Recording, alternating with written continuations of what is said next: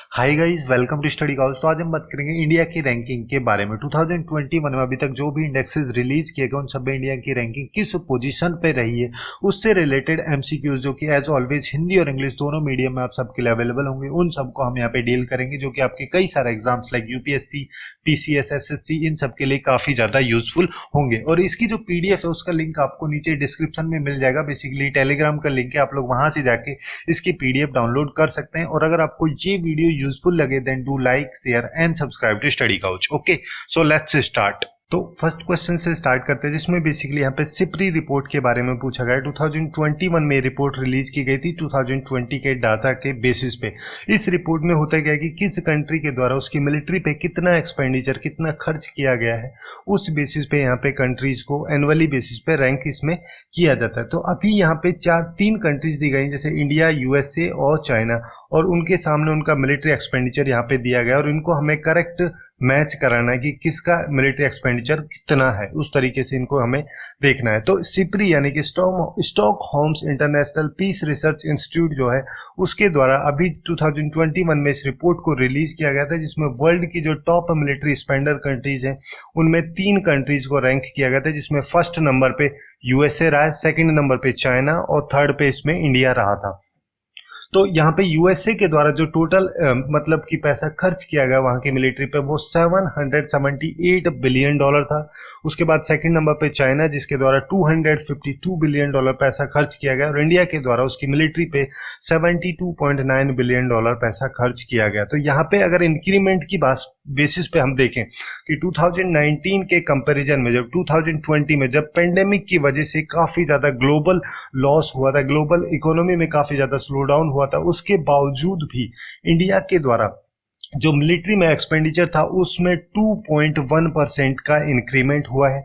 China जो है वहां पे 1.9% का इंक्रीमेंट हुआ है। उसके अलावा जो यूएसए है वहां पे 4.4% की ग्रोथ हुई है। तो अब आते हैं हम इस क्वेश्चन पे, जिसमें यहाँ पे देखें हम कि सबसे फर्स्ट नंबर पे इसमें यूएसए होगा। तो यूएसए होगा तो उसके द्वारा जो पैसा खर्च किया जाएगा, फिर जो भी मिलिट्री एक्सपेंडिचर होगा वो सबसे ज्यादा होगा। तो वो सबसे ज्यादा यहाँ पे है $778 बिलियन। उसके बाद सेकंड नंबर पे यहाँ पे इस रैंक में रखा गया था चाइना को। तो चाइना के द्वारा इससे कम होगा, लेकिन इंडिया से ज्यादा होगा, जो कि $252 बिलियन हो जाएगा। और वैसे ही इंडिया जो है उसके द्वारा जो मिलिट्री एक्सपेंडिचर जो कि यहाँ पे सबसे कम होगा, जो कि $72.9 बिलियन होगा।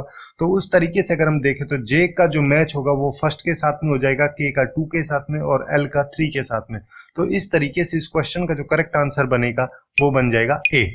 अब नेक्स्ट क्वेश्चन की बात करते हैं। नेक्स्ट क्वेश्चन में बेसिकली यहाँ पे ग्लोबल फायर पावर इंडेक्स के बारे में पूछा गया है। 2020 का जो इंडेक्स रिलीज किया गया इसमें यहाँ पे कई सारी कंट्रीज दी गई हैं, जैसे इंडिया, चाइना, यूएसए और पाकिस्तान। इनको इनकी रैंकिंग के अकॉर्डिंग हमें सीक्वेंस बना के इनको अरेंज करना है। तो सबसे पहले अगर हम बात करें ग्लोबल फायर पावर इंडेक्स के बारे में, तो जो 2021 का ये इंडेक्स, इसमें होगा क्या कि जो भी कंट्रीज है उनकी मिलिट्री की स्ट्रेंथ क्या है, उस बेसिस पे यहाँ पे कंट्रीज को रैंक किया गया है, जिसमें टोटल 138 कंट्रीज को रैंक किया गया था। और इसमें इंडिया की जो पोजीशन है वो 4th नंबर पे है, और टोटल 138 कंट्रीज में से, क्योंकि इंडिया के पास में 542 कॉम्बैट एयरक्राफ्ट है, 17 सबमरीन है और 4730 टैंक्स हैं। उसके अलावा 37 अटैक हेलीकॉप्टर्स हैं।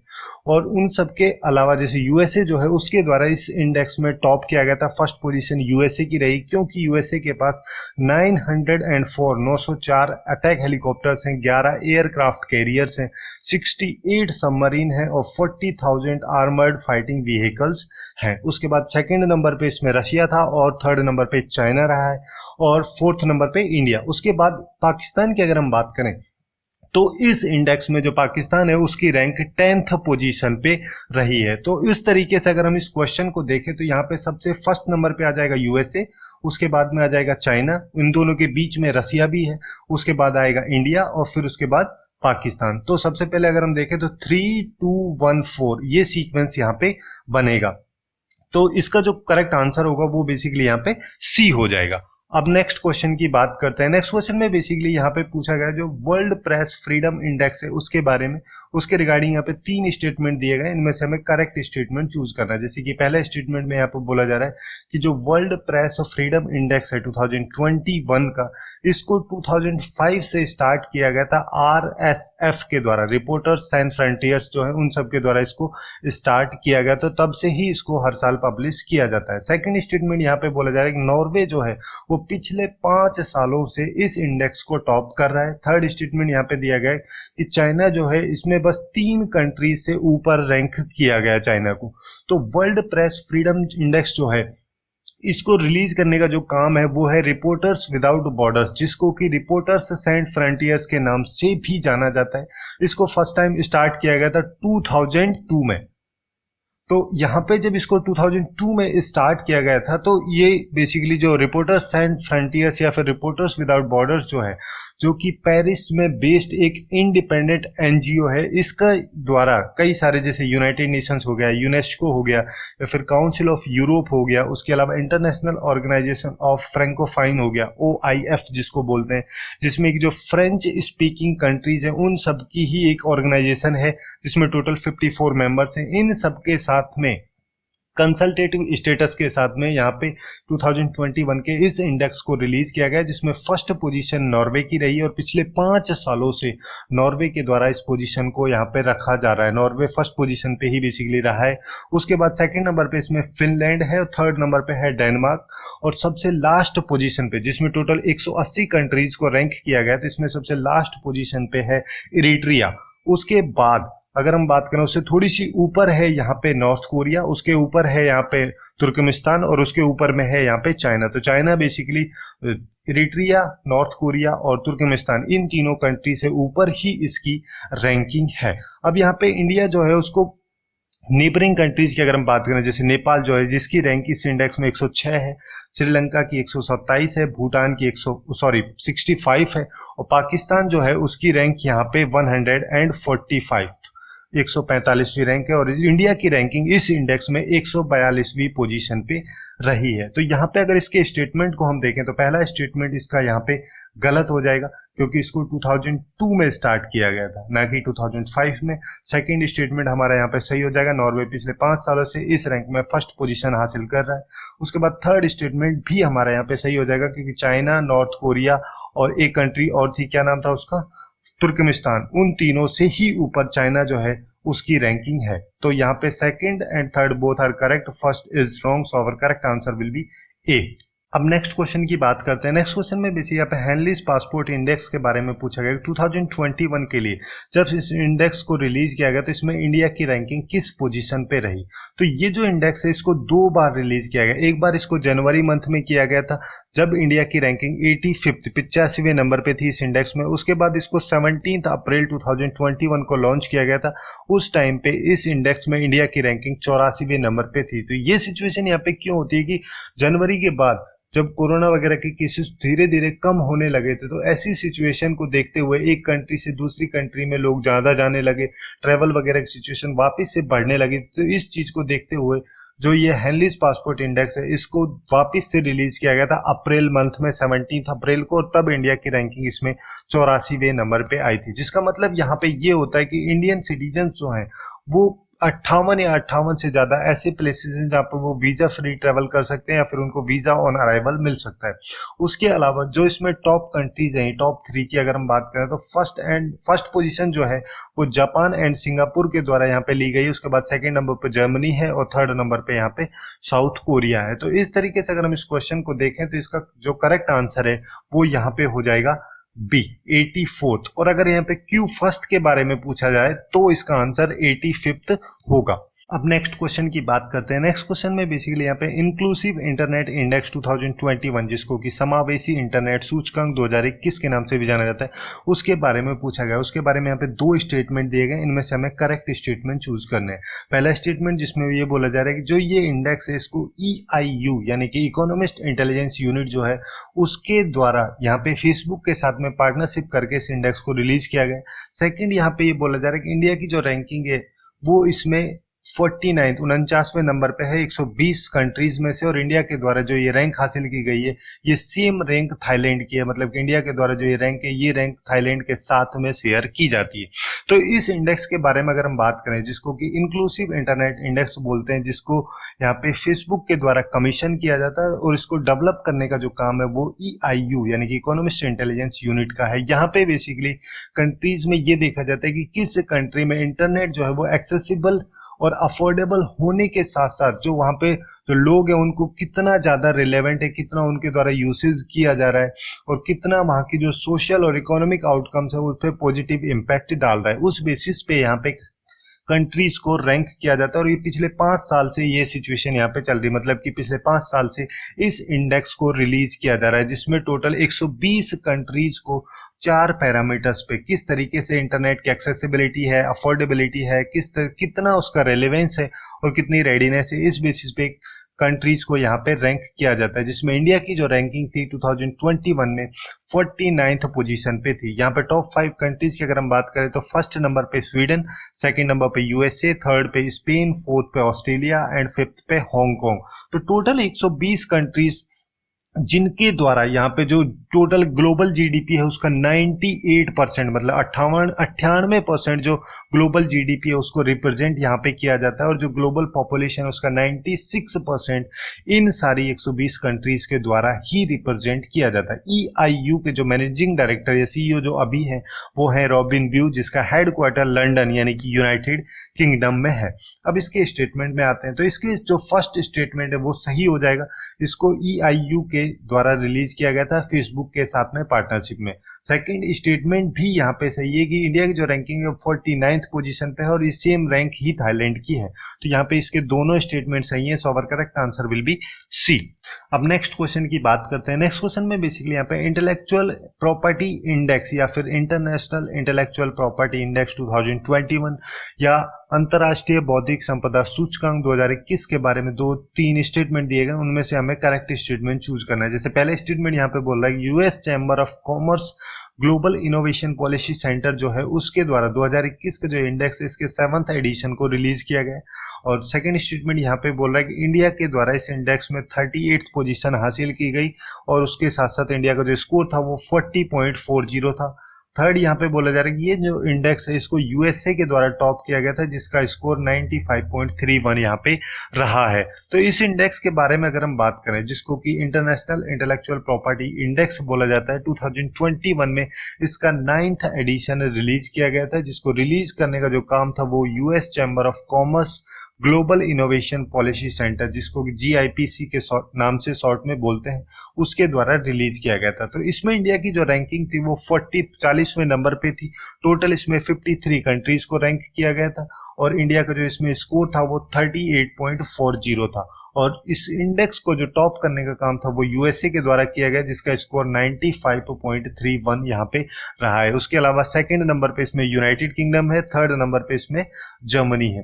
तो यहाँ पे होता क्या है कि जैसे इसके नाम से ही पता चल रहा है, जो भी इंटेलेक्चुअल प्रॉपर्टी के राइट्स होते हैं, जो भी पेटेंट्स होते हैं, जो भी कॉपीराइट पॉलिसीज होती हैं, उन सब के बेसिस पे मतलब कि किस तरीके से किसी कंट्री के द्वारा इन सब सिचुएशंस को हैंडल किया जा रहा है, उस बेसिस पे यहाँ पे कंट्रीज को रैंक किया जाता है। तो इस क्वेश्चन में जो स्टेटमेंट है वो फर्स्ट स्टेटमेंट हमारा यहाँ पे गलत हो जाएगा, क्योंकि ये 7th एडिशन नहीं है, 9th एडिशन है। सेकंड स्टेटमेंट भी हमारे यहाँ पे गलत हो जाएगा, क्योंकि इंडिया की रैंकिंग यहाँ पे 40 पोजीशन पे है और स्कोर जो है 38.40 है। थर्ड स्टेटमेंट हमारे यहाँ पे बस सही है, USA के द्वारा इसको टॉप किया गया, जिसको स्कोर 95.31 है। तो our correct answer will be A. अब नेक्स्ट क्वेश्चन की बात करते हैं। नेक्स्ट क्वेश्चन में बेसिकली यहाँ पे इकोनॉमिक फ्रीडम इंडेक्स 2021 के बारे में 2 स्टेटमेंट दिए गए, उनमें से हमें करेक्ट स्टेटमेंट चूज करना है। तो पहला स्टेटमेंट यहाँ पे ये बोला जा रहा है कि जो ये इकोनॉमिक फ्रीडम इंडेक्स या फिर आर्थिक स्वतंत्रता सूचकांक है, इसको हर साल जो कंजर्वेटिव एक थिंक टैंक है जिसका नाम है हेरिटेज फाउंडेशन, उसके द्वारा रिलीज किया जाता है, उसके द्वारा ही इसको प्रिपेयर किया जाता है। और ये फर्स्ट टाइम स्टार्ट किया गया था 1995 में, 1995 से ये इंडेक्स उसके द्वारा ही रिलीज किया जा रहा है। सेकंड स्टेटमेंट यहाँ पे बोला है कि इंडिया की जो इसमें पोजीशन है वो 26 नंबर पे, मतलब कि इंडिया की रैंकिंग 40 जो एशिया पैसिफिक कंट्रीज हैं उनमें से 26वें नंबर पे इंडिया की पोजीशन इस इंडेक्स में है। तो इस इंडेक्स के बारे में अगर हम बात करें, जिसको कि इकोनॉमिक फ्रीडम इंडेक्स के नाम से जाना जाता है, तो इसको रिलीज करने का जो काम है वो 95 में 1995 में इसको स्टार्ट किया गया था एक कंजर्वेटिव थिंक टैंक जिसका नाम हेरिटेज फाउंडेशन है उसके द्वारा, उसके साथ साथ द वॉल स्ट्रीट जर्नल जो है उन दोनों के द्वारा इसको बनाया गया था 1995 में, और तब से इसको रिलीज किया जा रहा है एनुअली बेसिस पे। तो यहाँ पे जो ये हेरिटेज फाउंडेशन है जो कि यूएसए में बेस्ड एक फाउंडेशन है, इसके द्वारा यहाँ पे कंट्रीज को रैंक किया जाता है जिसमें टोटल 184 कंट्रीज को रैंक किया गया है। इसमें इंडिया की जो रैंकिंग थी वो 121 नंबर पे है, जो 184 कंट्रीज है उन सब में से। बट अगर हम एशिया पैसिफिक कंट्रीज के बारे में बात करें जो कि टोटल 40 कंट्रीज है, उनमें से इंडिया की जो रैंकिंग है वो 26वें नंबर पे है। और फर्स्ट कंट्री जिसके द्वारा इस को टॉप किया गया, मतलब कि जो कंट्री जिसके द्वारा इसको टॉप किया गया वो है सिंगापुर, जिसका स्कोर इसमें 89.7 है। उसके अलावा सेकंड नंबर पे इसमें न्यूजीलैंड है और थर्ड नंबर पे है ऑस्ट्रेलिया। तो अगर हम इस क्वेश्चन के स्टेटमेंट को देखें तो पहला स्टेटमेंट जो है वो हमारा यहाँ पे सही हो जाएगा। इसको 1995 में स्टार्ट किया गया था, एक कंजर्वेटिव थिंक टैंक है जिसका नाम है हेरिटेज फाउंडेशन, उसके द्वारा। सेकंड स्टेटमेंट हमारा यहाँ पे सही हो जाएगा। इंडिया की जो रैंकिंग है वो 40 एशिया पैसिफिक कंट्रीज में से 26वें नंबर पे है। तो दोनों स्टेटमेंट हमारे यहाँ पे सही है, so our correct answer will be C. अब नेक्स्ट क्वेश्चन की बात करते हैं जिसमें यहाँ पे ग्लोबल क्लाइमेट रिस्क इंडेक्स 2021 के बारे में पूछा गया है। उसके रिगार्डिंग यहाँ पे दो स्टेटमेंट दिए गए, उनमें से हमें करेक्ट स्टेटमेंट चूज करना है। तो पहला स्टेटमेंट यहाँ पे बोला जाए कि जो ये इंडेक्स है 2021 का ग्लोबल क्लाइमेट रिस्क इंडेक्स, ये इसका 16वां एडिशन है जिसमें कि 2020-21 का जो डाटा है उसको यूज किया गया है। और सेकंड स्टेटमेंट यहाँ पे बोला जा रहा है कि पोर्टोरिको, इंडिया और हैती ये तीन मोस्ट अफेक्टेड कंट्रीज हैं पिछले 20 सालों में, ऐसा इस इंडेक्स में बोला गया है। तो इस इंडेक्स के बारे में अगर हम बात करें, जिसको कि वैश्विक जलवायु जोखिम सूचकांक के नाम से भी जाना जाता है, ये बेसिकली बॉन यानी कि जो जर्मनी में है वहां पे एक एनवायरमेंटल थिंक टैंक है जिसका नाम है जर्मन वॉच, उसके द्वारा इसको रिलीज किया जाता है। जर्मनी जिसकी कैपिटल यहाँ पे बर्लिन है और यहाँ पे इसकी जो करेंसी यूज की जाती है वो यूरो की जाती है। तो 2021 में जो global climate risk index release किया गया था, ये इसका 16वां एडिशन था। यहाँ पे जो क्लाइमेट कंडीशंस होती हैं उन सब का क्या एक्सट्रीम इम्पैक्ट होता है किसी भी कंट्री पे, उन सब चीजों का बेसिस पे ही कोई भी कंट्री जो है उन सबको यहाँ पे रैंक किया जाता है, जिसमें इंडिया की जो रैंकिंग है वो 7th पोजीशन पे है। मतलब कि इंडिया जो है 7वीं ऐसी कंट्री है जिसमें कि 2019 में क्लाइमेट चेंज की वजह से काफी ज्यादा अफेक्ट यहाँ पे हुआ है। तो इस इंडेक्स में जो डाटा लिया गया वो 2019-20 का डाटा लिया गया, उसके बेसिस पे ही यहाँ पे कंट्रीज को रैंक किया गया। और 2019 में टॉप 3 कंट्रीज की बात करें जो सबसे ज्यादा अफेक्टेड हुई वो थी मोजाम्बिक, जिम्बाब्वे और बहामास। उसके अलावा टॉप 3 कंट्री जो कि पिछले 20 सालों में यानी कि 2000 से 2019 के बीच के पीरियड में जो अफेक्टेड रही थी वो थी पोर्टोरिको, म्यांमार और हयाती। तो यहाँ पे कहीं पे भी इंडिया नहीं है। तो अगर हम इनके बारे में बात करें जो इसके स्टेटमेंट है, तो पहला स्टेटमेंट जो है इसका गलत हो जाएगा। ये जो 16th एडिशन तो है बट यहाँ पे जो डाटा यूज किया गया है वो 2019-20 का किया गया है, ना कि 20-21 का।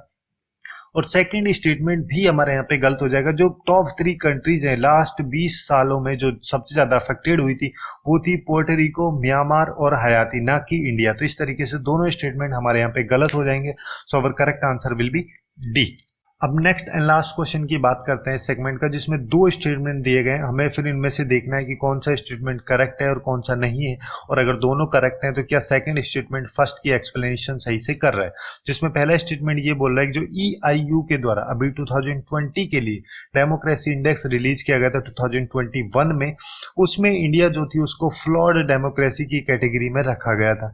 सेकेंड स्टेटमेंट यहाँ पे ये बोला जा रहा है कि जितनी भी कंट्रीज को इस इंडेक्स में रैंक किया गया था उसमें से जो टोटल 23 कंट्रीज ही बस ऐसी हैं जिनको कि फुल डेमोक्रेसी के अंदर क्लासिफाई किया गया था। इसके बारे में अगर हम बात करें, जिसको कि डेमोक्रेसी इंडेक्स 2020 के नाम से जाना जाता है, इसमें इंडिया जो है उसकी पोजीशन 2 प्लेसेस नीचे गिर गई थी। मतलब कि लास्ट टाइम जब इस इंडेक्स को रिलीज किया गया था तो उस टाइम इंडिया की रैंकिंग इसमें 51वें नंबर पे थी, और 2021 के फरवरी मंथ में जब इसको रिलीज किया गया 2020 के लिए, तो इंडिया की रैंकिंग इसमें 53rd पोजीशन पे थी। टॉप जो कंट्री थी इसमें नॉर्वे रही है, उसके अलावा जो आइसलैंड, स्वीडन और न्यूजीलैंड, कनाडा जो है ये टॉप 5 कंट्रीज के अंदर थी। इसमें टोटल 165 इंडिपेंडेंट स्टेट और 2 टेरिटरीज यानी कि टोटल 167 टेरिटरीज को यहाँ पे रैंक किया गया था, जिसमें से बस 23 कंट्रीज ऐसी थी जिनको कि फुल डेमोक्रेसी के अंदर कैटेगराइज किया गया था, 52 ऐसी थी जिनको फ्लॉड डेमोक्रेसी के अंदर रखा गया था, 35 ऐसी थी जिनको कि हाइब्रिड रेजीम के अंदर रखा गया था, 57 ऐसी थी जिनको अथॉरिटेरियन रेजीम के अंदर रखा गया था। तो इन सब का मतलब क्या है, उससे रिलेटेड वीडियो का डिस्क्रिप्शन में आपको लिंक मिल जाएगा, आप लोग वहां से जाके चेकआउट कर सकते हैं। तो ये जो टोटल 23 कंट्रीज थी, बस इनको ही फुल डेमोक्रेसी के अंदर यहाँ पे रखा गया था। तो EIU के बारे में हम थोड़ा सा बात कर लेते हैं, जो इकोनॉमिस्ट इंटेलिजेंस यूनिट है जिसका हेडक्वार्टर लंदन यानी कि यूनाइटेड किंगडम में है, और इकोनॉमिस्ट इंटेलिजेंस यूनिट की जो पेरेंट ऑर्गेनाइजेशन है वो है इकोनॉमिस्ट ग्रुप, जिसको कि यहाँ पे 1946 में 1946 में इसको फाउंड किया गया था। तो यहाँ पे अगर इसके स्टेटमेंट को देखें तो पहला स्टेटमेंट भी हमारे यहाँ पे सही है और सेकंड स्टेटमेंट भी हमारा यहाँ पे सही है, बट इंडिया जो है जिसको कि फ्लॉड डेमोक्रेसी के अंदर रखा गया था उसकी करेक्ट एक्सप्लेनेशन सेकंड स्टेटमेंट में नहीं की जा रही है। तो इस वजह से इस क्वेश्चन का जो करेक्ट आंसर होगा वो हो जाएगा बी। ओके, तो यही थे कुछ इंपॉर्टेंट MCQs 2021 के अभी तक जो भी इंडेक्सेस रिलीज किए गए उन सब में इंडिया की क्या रैंकिंग रही है उससे रिलेटेड। सो आज के लिए बस इतना ही। Hopefully you guys find it useful, and if you find it useful then do like, share and subscribe to study Couch. Thanks for watching and have a good day.